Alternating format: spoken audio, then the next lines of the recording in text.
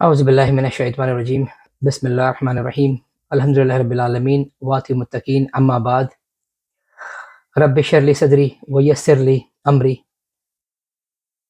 واحلل عقدۃ من لسانی یفقہوا قولی۔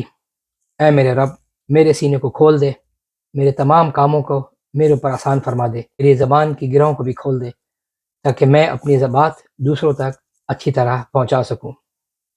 تمام تعریفیں اللہ کے لیے اور نبی پاک صلی اللہ علیہ وآلہ وسلم اللہ کے آخری نبی۔ آج انشاءاللہ ہم فطرانہ یا زکوٰۃ الفطرانہ کو مکمل طور پر دیکھیں گے کہ آخر اس کا مقصد کیا ہے، اس کو کس کو دینا ہے، کیسے دینا ہے، کب دینا ہے، اور اس سے ہمیں اور ہماری زندگی میں کیا فائدہ ہوگا۔ فطرانے کا مقصد ہے کہ اس کا ذکر سب سے پہلے، اس کو بتانے سے سب سے پہلے میں آپ کو یہ بات بتانا زیادہ ضروری سمجھتا ہوں کہ اس کو فطرانے سے زیادہ زکوٰۃ الفطرانہ کہا جائے، کیونکہ یہ فرض ہے، اس کو دینا لازمی ہے، اسی لیے اس کو زکوٰۃ الفطرانہ بھی کہا گیا ہے۔ سنن ابن ماجہ کی حدیث نمبر 1827، باوجود ہماری پوری کوشش رمضان میں ہم تمام چیزوں کو اچھی طرح کریں، عبادتیں کریں، زکوٰۃ دیں، بہترین قسم کی تہجد کا اہتمام کریں، وطر پڑھیں، نفل پڑھیں، لیکن انسان بشر ہے، غلطیاں ہو جاتی ہیں۔ تو یہ ان تمام غلطیوں کے تقاضے کو پورا کرنے کے لیے ہے۔ فطرانہ دینے سے ہم ان غلطیوں کی تلافی کرتے ہیں اور یہ ان غلطیوں کا کفارہ بن جاتا ہے۔ تو اس سے ہمیں پتہ چلا کہ فطرانے کا سب سے اصل مقصد ہمارے روزوں کو اللہ کے سامنے قابل قبول بنانا۔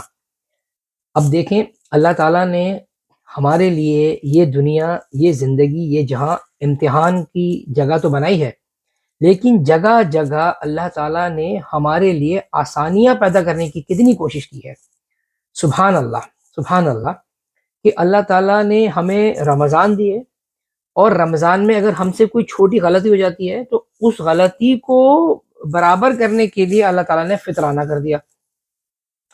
اچھا، اب فطرانے کا دوسرا مقصد کیا ہے؟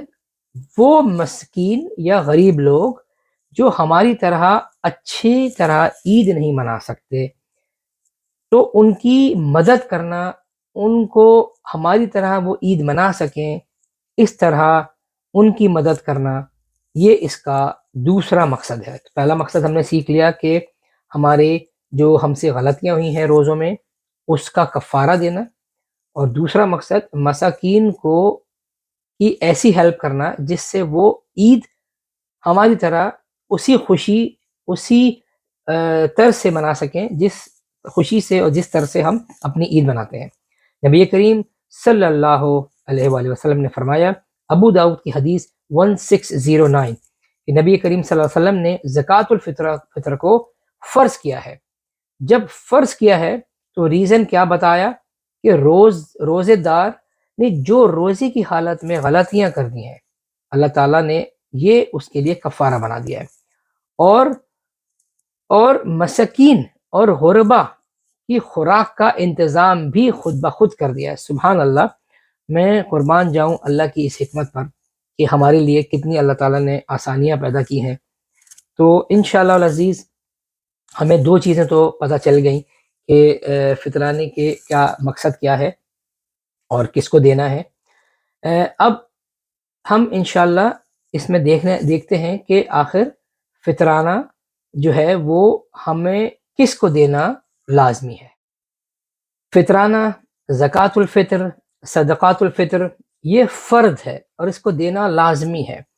ایسا نہیں سوچ سکتے ہیں کہ میں نے روزے میں کوئی غلطی یا کوئی کوتاہی نہیں کری، یا ایسا کرنا کہ میں بہت نیک انسان ہوں، مجھ سے غلطی نہیں ہو سکتی، یہ کہنا بہت غلط ہے۔ ایسا کرنے سے ہم بہت بڑے گناہ میں شامل ہو جائیں گے، کیونکہ فطرانے پر مساکین کا حق ہے اور یہ غریبوں کا حق ہے، اور علماء کا اس کے اوپر بہت سخت بیان ہے، اور اللہ تعالیٰ ہم سب کو توفیق عطا فرمائے کہ ہم دین پر صحیح طرح سے دین پر چل سکیں اور اس چیز کو نظر انداز نہ کریں۔ صحیح بخاری کی حدیث 1503، فرض رسول اللہ صلی اللہ علیہ وآلہ وسلم زکوۃ الفطر، آپ صلی اللہ علیہ وسلم نے زکوٰۃ الفطر کو فرض کر دیا۔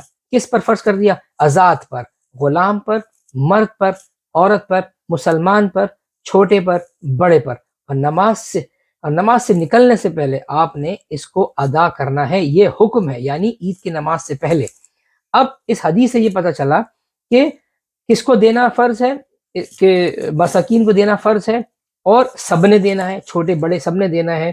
مسئلہ یہ ہے کہ ہر آدمی لینے کے لیے تو راضی ہو جاتا ہے، لیکن دینے میں کوئی آگے نہیں بڑھتا۔